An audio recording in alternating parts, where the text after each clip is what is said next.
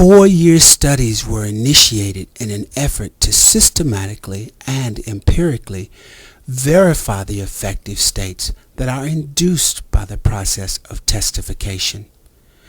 The initiatives examined multi-group perceptions and descriptions of regional qualities, and subsequently referred those qualities back to the perceivable musical textual components of the redacted exemplars.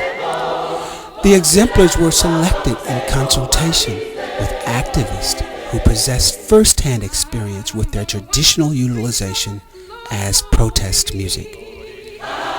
874 university students assisted in this effort, and those students were assigned to either of 3 groups: the dissidents, the observers, or the third tier.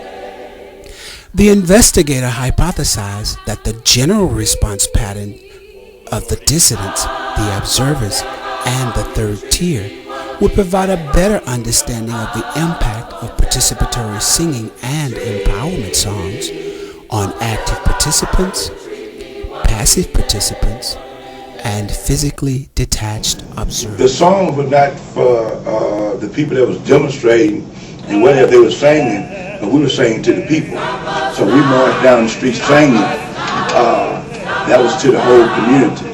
That was like ringing the bell, and that would draw the people, and the people would see us marching down there singing, and they would see that we were warriors, was not afraid, and that so the song was saying to them, educating them, and whatever, and it drew them into it. And so sometimes we have a march of 50 people, it'd be 300 people standing on the sideline, and they would be involved in it, emotional and all that, and that would be the support cast. And that they would march, and they would be right there, but they would be in the march, but they would protect the marchers. And many times when we march, and the police come out, and people be so involved in it, and the police come out and start beating us up and jumping on us, and the people on the sideline would start throwing bricks and balls and start acting back. The sideline was educated by that, and that's what made the movement grow and gave education that made it wider. So the songs was like thunder ringing out, and it was drawing people. And drawing people on the sideline would become educated, and many would come to join.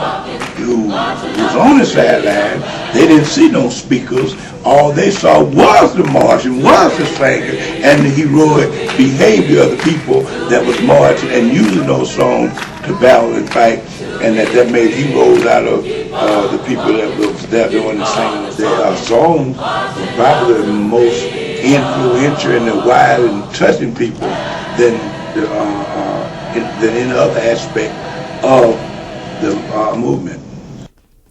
The dissidents, all applied vocal and choral students, were provided a pretext that solicited their assistance in the authentic recording of selected protest songs.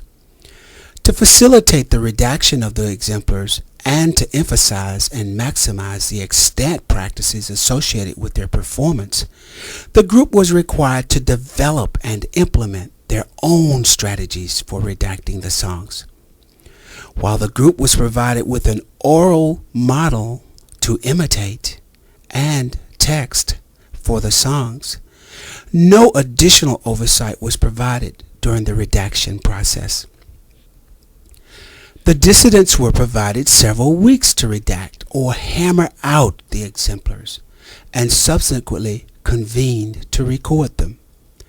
The observers, students from randomly selected university courses, served as an audience during the recording phase, where both groups were then provided with an accurate overview of the inquiry by the investigator. Let's take a simple song. We are soldiers in the army. We have to cry, although we have to fight. Some people forgotten those words. But the idea is here that these songs, they say these things. We are soldiers in the army. What do you have going here? You've got two things here. You feel this motion that takes place. Although we have to fight. And then the bass, we have to hold, we have to hold. And then just when you do this, you got to do it. And then what happens, somebody starts doing this, they start patting their hands. and it just keeps going. And things start happening, and then you have this motion that just keeps moving. And then people start thinking about the words and thinking about them, and more, then you got it. And then what else do you have? You have those people that can harmonize, and then you hear them harmonizing. And then you got those who don't sing very well, and they're singing something, and all of a sudden all of this comes together and everybody's involved. And many of these songs that we sing can be harmonized by anybody. Since listening behaviors are habitual, there's little need for listeners to become self-conscious of the various musical factors which embody musical meaning for them. Nevertheless, from a psychological perspective, musical meaning arises only under conditions of self-consciousness. Monroe Beardsley voiced a concern with this problem, and his metacriticism clarifies how aesthetic objects provide an aesthetic character to human experience. It is also relevant to our better understanding of testifying as a process. For Beardsley, aesthetic experience involves focus on a phenomenally objective field, perception of the field as a stratified design which possesses a certain unity, and an awareness of regional quality. That is, those qualities described by words taken over metaphorically from human context. The investigator used the Hebner-Farnsworth adjective circle to determine whether there were multi-group patterns of verbal responsiveness to the 7 redactions consistent enough to infer regional quality and general group emotional states. Responses to the recorded redactions were subsequently solicited from students within randomly selected courses who represented the 3rd tier. Finally, a professional composer assisted the investigator in an analysis of the compositional and structural components of the songs. A redacted exemplar was accepted to have a clear and unified regional quality if adjacent clusters received 50% or more of the responses. And there clearly were patterns of verbal responsiveness to 5 of the songs, consistent enough to infer a predominant regional quality and a general group emotional state.